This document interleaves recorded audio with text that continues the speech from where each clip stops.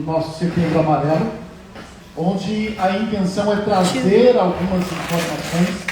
É claro que é um assunto muito amplo, né, e nós pretendemos ter um momento específico para falar sobre isso, mas nós estamos trazendo algumas informações importantes para que você possa entender a importância e a profundidade desse assunto que precisa ser tratado em todos os lugares. Na semana passada eu disse aqui que deveria ser tratado em todas as escolas, desde muito cedo, nas igrejas, nas empresas, porque é algo que realmente tem dizimado o nosso povo, né? Nós trouxemos algumas informações no domingo passado bastante preocupantes, e não é para assustar, mas é para você ficar atento às pessoas que estão ao seu lado e a você mesmo, né, que pode estar passando por um processo de depressão ou por algo parecido, algum tipo de transtorno. Esse mês de setembro é dedicado a isso, né, a prevenção do suicídio.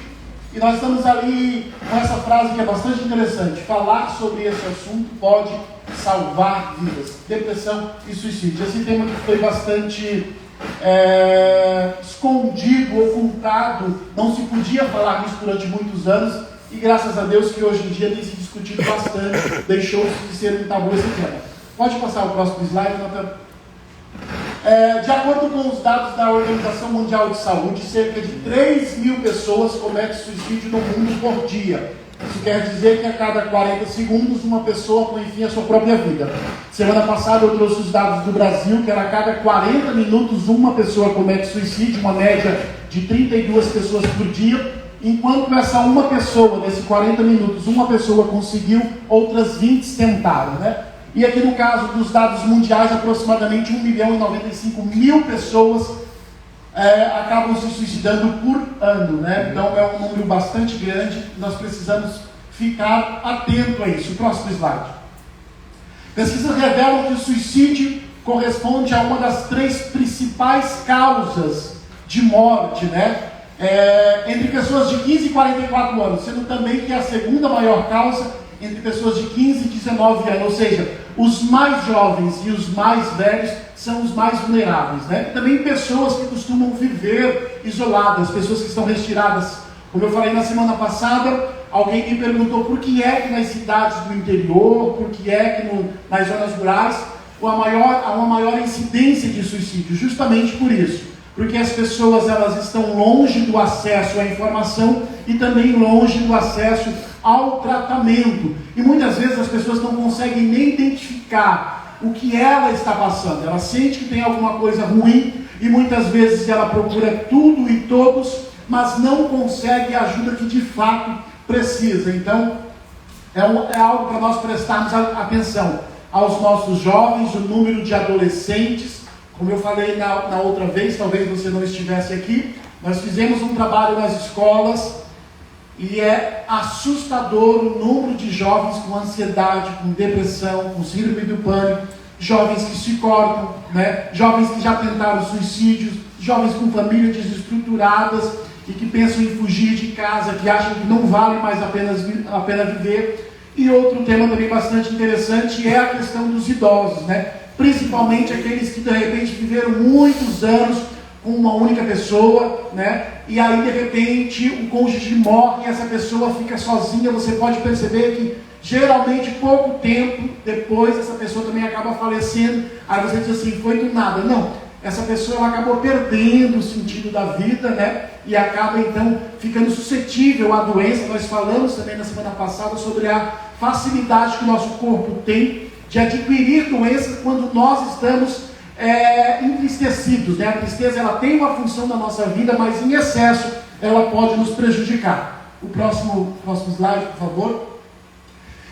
Estima-se que devido ao desconhecimento, ou seja, a falta de informação, apenas uma em cada 4 pessoas consegue identificar que o que ela está sentindo, que essa aflição que ela está sentindo, trata-se de uma depressão. Ou seja, 75% das pessoas não conseguem identificar e acabam não procurando o tratamento.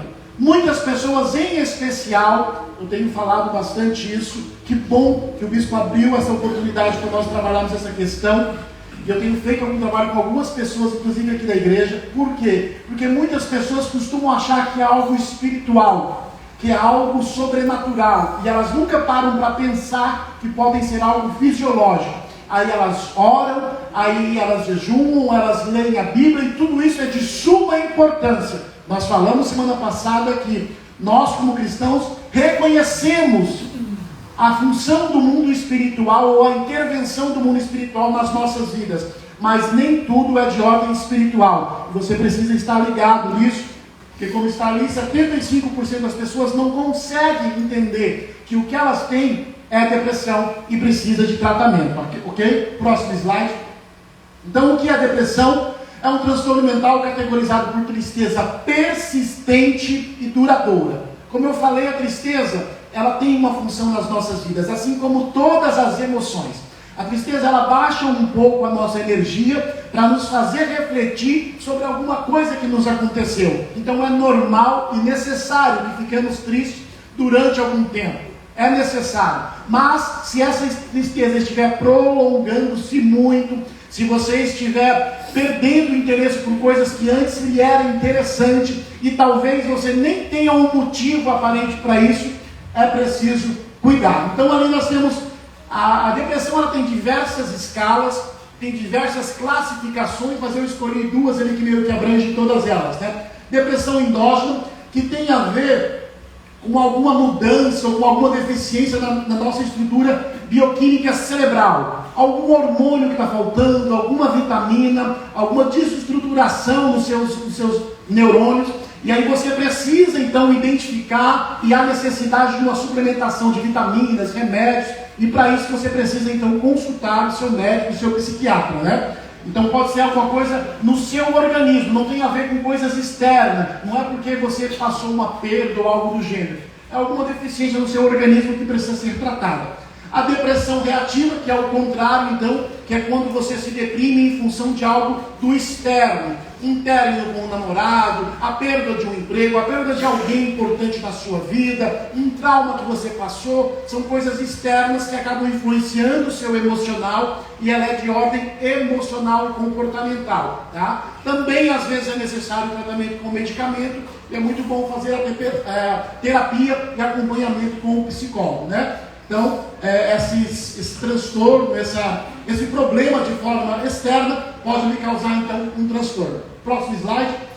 Aqui rapidão, aqui só para nós entendermos um pouquinho do que pode ocorrer de alteração para que possa haver um diagnóstico, né? E essas coisas que eu vou falar, elas precisam ter pelo menos 5 desses critérios ocorrendo por mais de 2 semanas. Se você tiver pelo menos 5 desses critérios ocorrendo por mais de 2 semanas, é importante então procurar ajuda.